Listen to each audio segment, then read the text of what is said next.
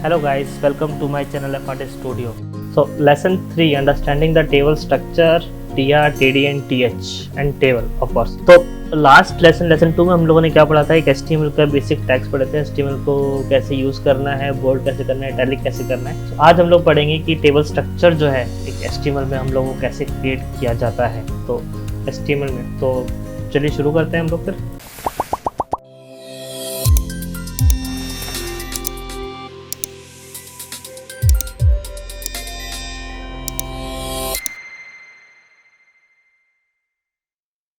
Notepad पे चलते हैं, नया एक टैब लेते हैं और स्टार्ट करते हैं HTML के बेसिक स्ट्रक्चर से। HTML and then again back, body and of course head, HEAD।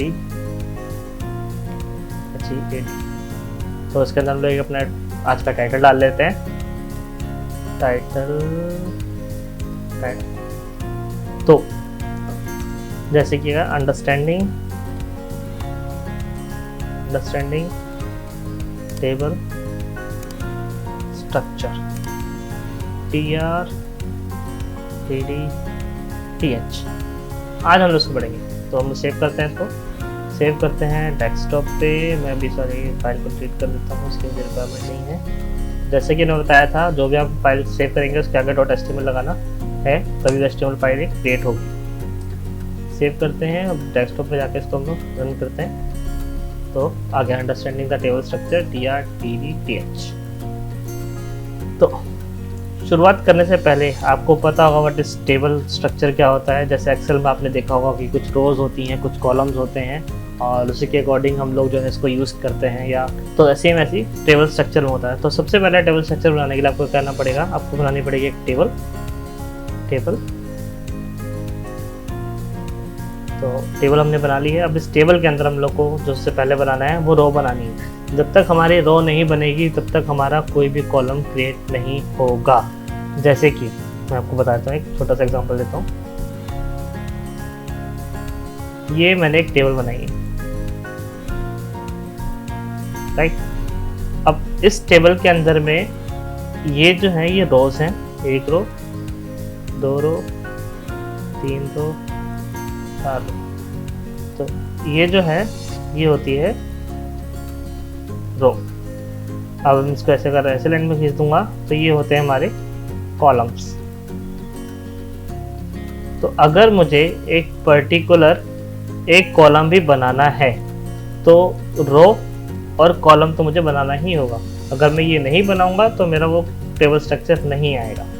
तो उसको बनाने के लिए हम लोग क्या करेंगे, TR लेंगे which is called table row, and हम लोग लेंगे TD जिसको हम लोग बोलते हैं टेबल डिवीजन।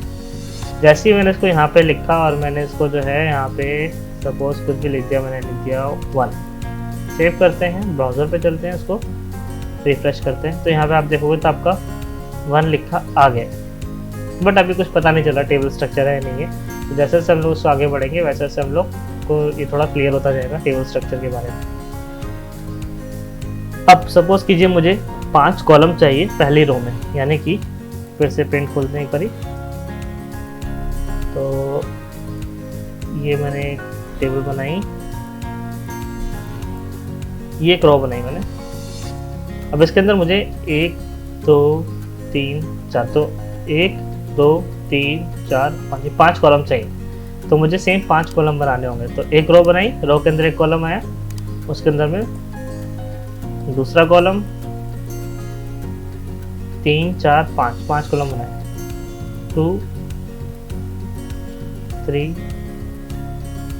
4 और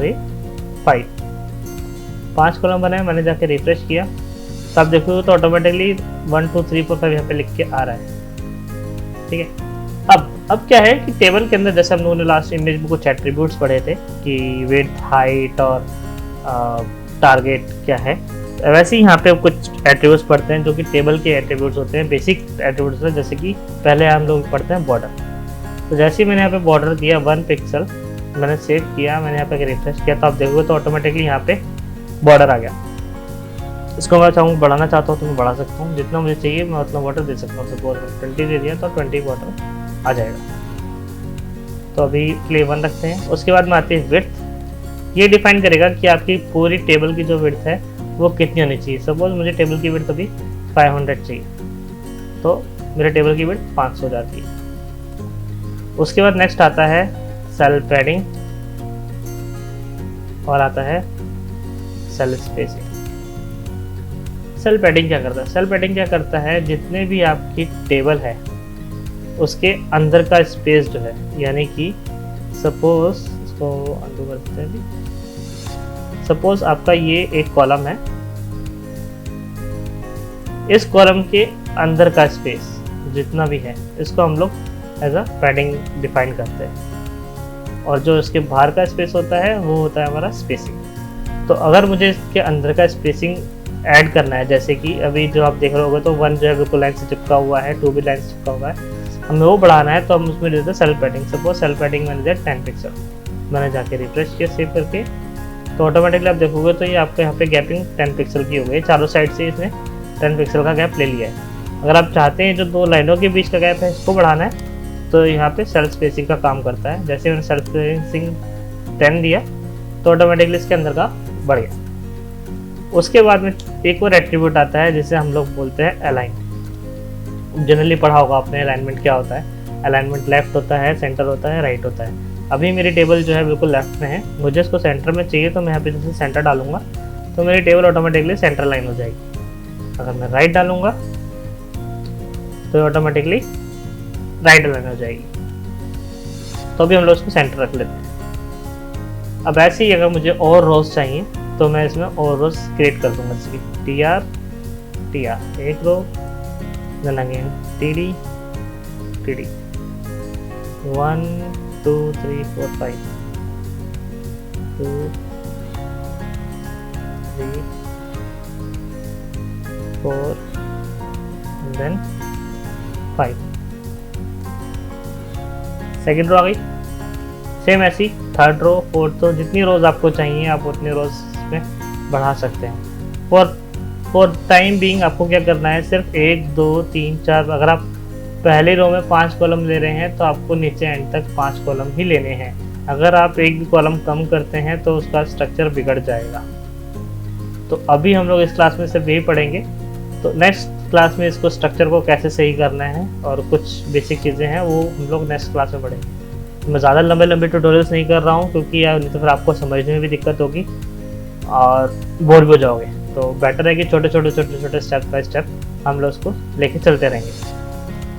अब इसके बाद में एक और टैग आता है, जैसे कि आपने पढ़ा TR TD TH। TR हो गया टेबल रो हो गया, टेबल डिवीजन हो गया। अब TH क्या है? तो जनरली आप कोई भी टेबल स्ट्रक्चर देखते हैं, जैसे कि टेबल डिज़ाइन हम लोग देखते हैं HTML, तो आप देखेंगे तो सबसे ऊपर कुछ ब्लैक में एक हेडिंग आ रही है, इसमें भी ऊपर एक हेडिंग आ रही है रेड में, नीचे ग्रीन में, देन फिर एक और ग्रीन में। इसको कैसे यूज़ करना है? तो ये जो है हमारा टेबल हेडिंग कहलाता है, यानी कि टेबल हेड कहलाता है। तो इसके लिए हम लोग को क्या करना होगा, सबसे पहले सबसे ऊपर रो बनाते हैं, TR रो बनाते हैं, देन उसके बाद हम लोग उसमें टेबल हेडिंग का TH करते हैं। अब इसके अंदर लिखते हैं हेडिंग 1, ऐसी 5 कॉलम है तो 5 बनानी होंगी, 2 3 4 5, heading 2, heading 3, heading 4, heading 5। Save करते हैं, देन अगेन यहाँ पे आके रिफ्रेश करते हैं तो आप देखोगे तो ऑटोमेटिकली कंटेंट जो है मेरा बोल्ड हो गया। अभी विड्थ कम है तो हम लोग बढ़ा देते हैं 600। क्लियर हो गया?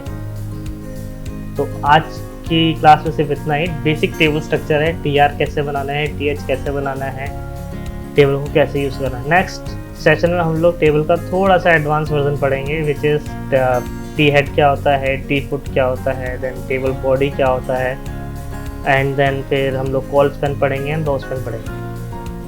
अभी सिर्फ इतना ही। तो अगर आपको वीडियो पसंद आया हो तो लाइक कीजिएगा और नेक्स्ट ट्यूटोरियल के लिए आप इसको सब्सक्राइब कीजिएगा। Thank you.